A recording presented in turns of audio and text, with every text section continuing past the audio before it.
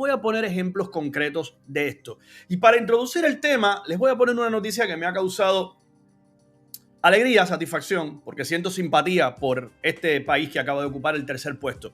Alemania acaba de convertirse en el tercer país, el país que posee la tercera economía de este planeta. Por detrás de, número 1, Estados Unidos. Hasta hace muy poco, el ranking de las 5 principales economías de este mundo eran: número 1, Estados Unidos; número 2, China; número 3, ¿quién? A ver, ¿quién? Déjenme mirar a ver si ustedes, el primero que me responda. ¿Cuál es la tercera economía? Hasta hace muy poco. Mi hermano Josué, otro tipo muy informado y muy inteligente. En efecto, Japón. Un gran abrazo para ti, campeón. Japón, siempre digo, un archipiélago, un conjunto de islotes. No, ni Rusia, ni Inglaterra, estimados míos. Japón. Una acumulación de pequeños terruños, ¿verdad? En Asia, llenos de volcanes, llenos de accidentes geográficos, de terremotos, de tsunamis. La tercera economía hasta hace muy poco. Alemania la cuarta y la quinta economía, la India. Acaba de pasarle Alemania a Japón como tercera economía. Vamos a ver este reportaje y les tengo algunas cifras para comparar, y les tengo algunas cifras también de Cuba. Por eso les decía que a pesar de que el tema de Cuba siempre queda un poco más adelante, tengo que hacer algunas comparaciones. Miren para acá. Alemania superó a Japón como tercera economía mundial. El Producto Interno Bruto del archipiélago asiático creció un 1,9% en 2023, pero se vio superado por Alemania debido a la fuerte devaluación del yen. Japón... Veo algunos jodedores aquí diciéndome que Río Cauto, que la tercera economía hasta hace muy poco era Río Cauto. Yo te digo a ti, es verdad que por eso tienen que estar erizados, coño. Cerró el año con un PIB nominal de 4,2 billones de dólares, por debajo de los 4,5 billones de Alemania, según las estadísticas publicadas por ambos gobiernos. Tokio suma 2 trimestres de contracción de acuerdo con los datos oficiales. Pero la economía alemana tampoco va por buen camino y registró una contracción del 0,3% de su PIB en 2023. Tanto Alemania como Japón son potencias industriales y exportadoras, que se resienten de la débil demanda exterior y de la incertidumbre económica global. Esta coyuntura hace que en Alemania el título de la tercera economía mundial no se perciba con gran ilusión, y de cualquier forma el honor puede durar poco, porque India, convertida en la nación más poblada del mundo, puede superar a ambos países en los próximos años y situarse solo detrás de Estados Unidos y China. Independientemente de si eres la tercera o la cuarta economía, yo quiero ponerles en perspectiva algo para los que ya se dieron cuenta, al igual que me di cuenta yo inmediatamente cuando escuché este reportaje, de la ironía tan reveladora y tan representativa que es que la tercera y la cuarta economía, no importa cuál esté como tercero o como cuarto, son dos de los países que perdieron la Segunda Guerra Mundial. En el caso de Alemania, que acaba de pasar al tercer puesto entre las grandes economías del planeta, el país que perdió 2, a falta de una, ¿no? 2 guerras mundiales. ¿Cómo terminaron después de 1945 estos dos países? Recuerden, 1945 fue ayer. No estamos hablando de un periodo de tiempo de 200 años. No estamos hablando de lo que, mira, una tortuga, un galápago de esto, termina diciendo, sí, yo recuerdo cuando todo esto comenzó. O sea, nos parece que la Segunda Guerra Mundial concluyó, se llevó a cabo durante muchísimo tiempo, desde hace muchísimo tiempo, o hace muchísimo tiempo, y eso para la vida de un humano es bastante, pero para la vida de un país y para la vida en el planeta es la nada misma, ¿no? 1945. Estamos apenas en el 2024 del año, ¿verdad? O sea, siglo siguiente, 24 años solamente han pasado. Bien, ¿cómo terminaron ambos países? Vamos a poner un par de imágenes. Por ejemplo, aquí está Japón. No tengo que contarles. A ver, lo más representativo, por supuesto, fue Hiroshima, Nagasaki, cómo terminaron literalmente masticadas, ¿no? Por la furia nuclear. Miren para acá, para representar esto en términos visuales. It explodes 2,000 feet above the earth. Tens of thousands die instantly.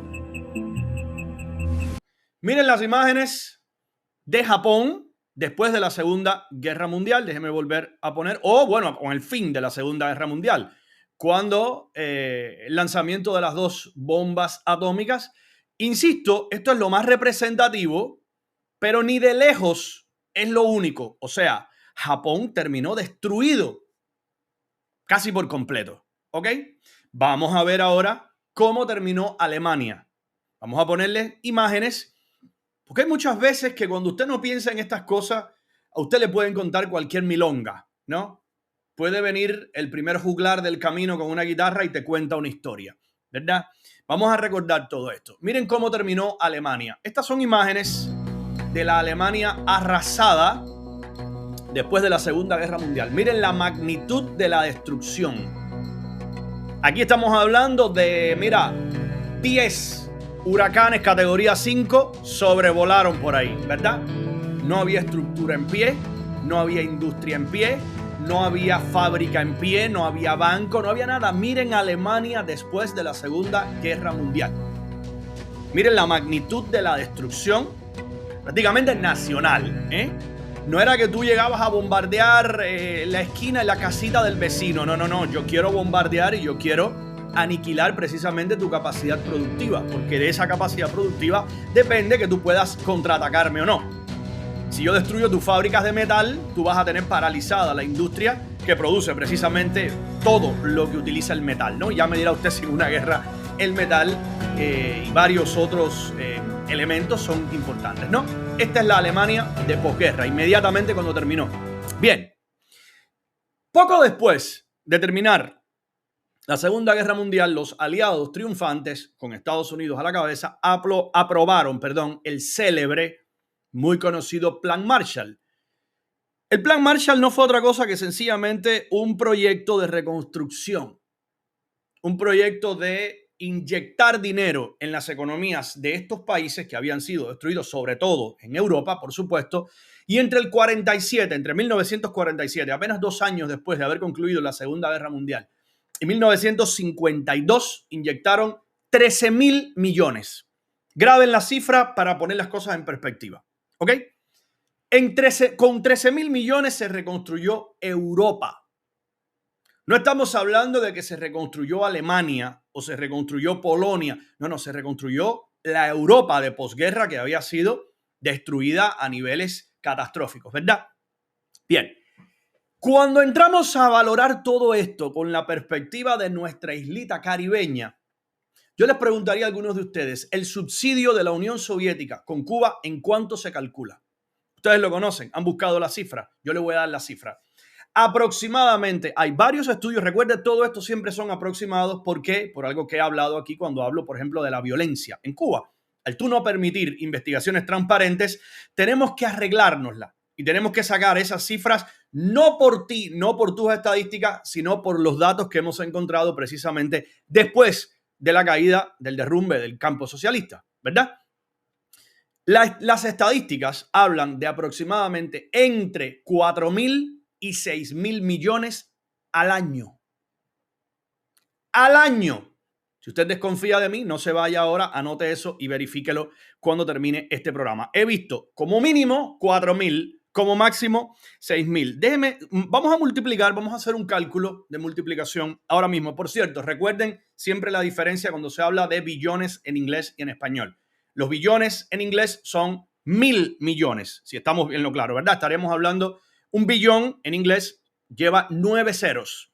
Un billón en español es 1.000.000 de millones. Estaríamos hablando de 12 ceros. Voy a utilizar la denominación en español ahora. Yo mismo a veces me confundo cuando utilizo billones. Creo que Ignacio Jiménez también con los billions of dollars. para entrar en materia, ¿verdad? Si multiplicamos esos entre 4 y 6, vamos a dejarlo de momento en 6 porque es una cifra bastante cercana. Estamos hablando de que entre 1961, que comenzó el subsidio, hasta 1991, esto nos da la friolera, como se dice mucho en España, ¿no? La friolera de 1.8 billones en español. 1.800 millones de dólares en 30 años. Pero no solamente esto queda aquí, no era solamente el subsidio de la URSS con nuestro paisito en el Caribe. Estamos hablando de que no olviden los beneficios que le daba a Cuba formar parte del CAME, el Consejo de Ayuda Mutua Económica del que formaba parte, pero además de eso, todos los préstamos y absolutamente todo el comercio que tenía Cuba con la URSS y con los países aliados y satélites en la época era con un favoritismo tremendo. ¿Por qué? Porque Cuba era el pequeñito del grupo. Y porque Cuba lo que tenía era lo que no tenía ningún otro, una posición estratégica frente precisamente al enemigo que durante todo el periodo de la Guerra Fría, por supuesto que era Estados Unidos, ¿no? Cuba era la basecita a la cual hay que dorar, a la cual hay que pasarle la mano y a la cual hay que querer. Estamos hablando de cifras, fíjense para acá, 200 millones de dólares al año pagaba la URSS a Cuba por la base Lourdes, lo que es hoy la UCI. Esa era la renta. Estamos hablando de precios extremadamente inflados que se podía permitir el lujo la URSS, no solo porque era una potencia, sino porque además, al ser otro país comunista, tampoco tenía una fiscalización eficaz por parte de las instituciones y de los organismos que en cualquier país dicen, espera. Este dispendio de dinero colosal, ¿cómo es posible? Cuando muchos se han preguntado a dónde fue a parar ese dinero durante 30 años, hay varias explicaciones. Ese dinero me refiero en Cuba, por supuesto, ¿no? Varias explicaciones. Una de las explicaciones es una acumulación de causas. La primera es que Cuba no ha escatimado en gastos durante toda la Revolución Cubana en campañas ideológicas brutalmente costosas. Yo le pregunto a usted solamente, ¿usted cree que la célebre batalla de ideas no costó millones de dólares? ¿Dónde está esa estadística? Nadie la tiene.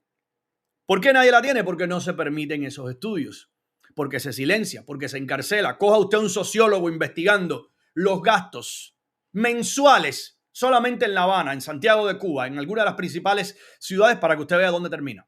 Entonces, no se sabe cuánto se gastó durante todo ese periodo de batalla de ideas. Por ejemplo, estoy citando apenas un episodio, un episodio bastante reciente en comparación con lo que podríamos analizar de los años 60, 70, 80 y principios de los 90, ¿no? Cuando el derrumbe del campo socialista. Pero solamente por ponerles ese ejemplo, la montaña de millones de dólares gastados en el combustible que trasladaba a aquellas masas humanas, ¿de dónde sale? Los millones de dólares gastados en imprimir pulovitos, banderitas, carteles, ¿ustedes creen que eso sale del aire? Pregúntenle a un candidato a la alcaldía, pregúntenle a Otaola, ¿cuánto cuesta una campaña publicitaria? A diferencia de en el comunismo, la propaganda. ¿Cuánto cuesta, por ejemplo, imprimir los carteles, imprimir los letreros que usted pone en una esquina? Imprimir, pagar una gigantografía, por ejemplo. En el caso de Cuba no tenía que pagar el gobierno por poner una valla porque era dueño de todas las vallas, ¿no? Pero sí eso cuesta dinero imprimir, sí cuesta insumos, sí cuesta mano de obra, sí hay empleados trabajando en función de eso, ¿verdad? No producen un carajo, pero sí tenían que producir las gigantografías. Elian volverán los 5. Estamos hablando de dispendios colosales. Súmele a eso, varios expertos coinciden en decir que la montaña, tampoco verificada, imposible casi de seguir el rastro de una manera muy fidedigna, invertidos en, por ejemplo, la cantidad de países a los que Cuba ha subsidiado en sus guerritas. No olviden, nadie pierda la perspectiva de que muchos movimientos de estos de izquierda, en algunos casos terroristas directamente, he mencionado a Sendero Luminoso en el pasado, pero no solamente estos, ELN, FARC en Colombia, todo esto fue en muchísimos casos financiado por Cuba. La URSS le daba dinero y después la URSS decía, tú encárgate de administrar ese dinero. Necesitamos que apoyes a esta gente. Pero además de eso, vamos a hablar entonces de un tercer factor, la corrupción rampante. Cuando usted no tiene fiscalización, cuando usted no tiene quien verifique a dónde está yendo ese dinero, señores, es como poner a un trabajador, un empleado de un banco en la bóveda todos los días y que él sepa que no hay cámara de vigilancia y que nadie va y cuenta el dinero. Es solamente cuestión de tiempo. Porque los seres humanos nos corrompemos, porque los seres humanos somos susceptibles, somos volubles y vulnerables a el poder y sobre todo al dinero. El dinero es el símbolo de todo. En consecuencia, cuando usted no tiene una fiscalización, cuando usted es juez y parte, ya me dirá usted, ¿no? ¿De dónde creen ustedes que sale la plata para este tipo de cosas, por ejemplo? Cuando hemos visto históricamente cómo viven, cómo viajan, cómo cenan, cómo vacacionan los niñitos, los nietecitos de todos estos personajes, ¿de dónde cree usted que sale? ¿De dónde cree usted? Este es uno de estos nietos, creo que era este el que aspiraba a ser modelo, ¿verdad? Mírenlo ahí conduciendo un BMW. Todos los que viven en Estados Unidos, los que viven en Europa, los que viven en la misma Alemania, que se ha convertido ahora en la tercera economía del mundo y que fabrica ese mismo vehículo, saben que son vehículos caros. ¿De dónde sale ese dinero? ¿De dónde sale el dinero para pagar yates y demás? Pero esto es la nada misma en comparación, por ejemplo, con esto. ¿Alguien olvidó esto? El escándalo de Tony Castro en el año 2015. Esto yo lo he citado en otras ocasiones. Ese botecito que usted está viendo ahí, ¿verdad? Esa canoa, ese kayak en el que andaba, que no tengo ni siquiera ni idea de cuánto tendrá esa monstruosidad de eslora, eran lo que andaba por Turquía y por el mar Mediterráneo y por varias otras, creo que también anduvo por Grecia, por islas griegas, no recuerdo cuál era el trayecto específicamente, sí sé que recorrió el Mediterráneo. Este señor andaba vacacionando en esto. En esto, los imbéciles que todavía quedan en Cuba respaldando el sacrificio y el ahorro y demás, en su puñetera vida van a ver esto de cerca. Yo, que vivo en el capitalismo, al menos lo puedo ver de cerca. Sí, claro, anclado ahí en la bahía, ¿eh? Esto es un yate que probablemente ni los millonarios, ni los peloteros. A ver, yo he visto, por ejemplo, el yate que tiene Aroldis Chapman, que ha ganado cientos de millones de dólares, ¿eh? Es mucho más pequeño que esto. Mucho más pequeño que esta monstruosidad. Esto fue fotografiado, pues fue filmado. Recuerdo la famosa escena de él en una de estas islas, si la memoria no me falla, con sus guardaespaldas golpeando a los camarógrafos que estaban filmándolo. ¿De dónde cree usted que sale el dinero para que este personaje que es, qué sé yo, comisionado o era comisionado de béisbol y bla, bla, bla, pueda moverse en algo como esto? Calcúleme, dígame de dónde sale, ¿verdad? ¿Qué herencia heredó, valga la redundancia? Precisamente, número uno, el apellido. Y número dos, el que históricamente cuando se ha dicho, por ejemplo, cuando Fidel Castro decía, recuerdo aquel episodio con la revista Forbes, demuéstrenme, fíjense la jugarreta, en el mundo libre, en los estados de derecho, quien te acusa debe probar tu culpabilidad, a diferencia de en Cuba, donde tú tienes que demostrar que eres inocente, ¿verdad? Demuéstrame que hay un solo dólar mío en cualquier banco de este mundo. Es una forma de decir, por supuesto que lo tengo, pero no a mi nombre. Por supuesto que mi familia, por supuesto que los míos están asegurados para 35 reencarnaciones y 900 generaciones a continuación.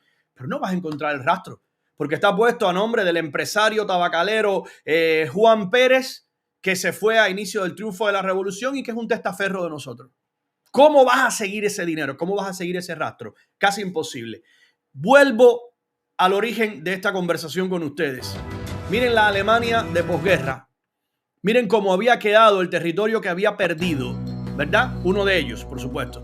Miren lo que era la devastación. Con apenas 13.000 millones. No con 1.8 millones de millones. No estamos hablando con una monstruosidad como esa. No solo se reconstruyó Europa, sino que Alemania y Japón, precisamente dos derrotados, terminaron convirtiéndose en pocas décadas después en la tercera y cuarta economía de este planeta.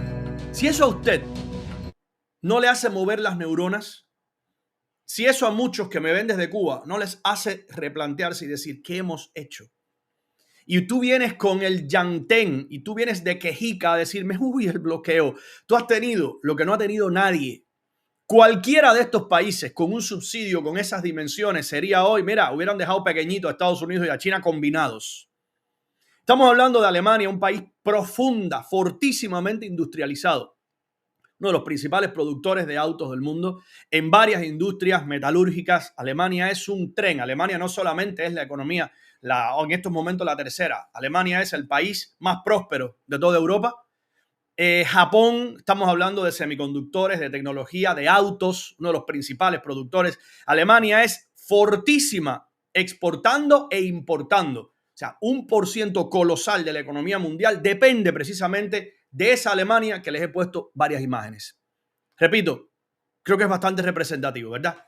Permítame hacer una pausa de apenas segunditos. Ya venimos con más del panorama internacional. Creo que ha comenzado bueno esto hoy, ¿verdad? Me parece que sí.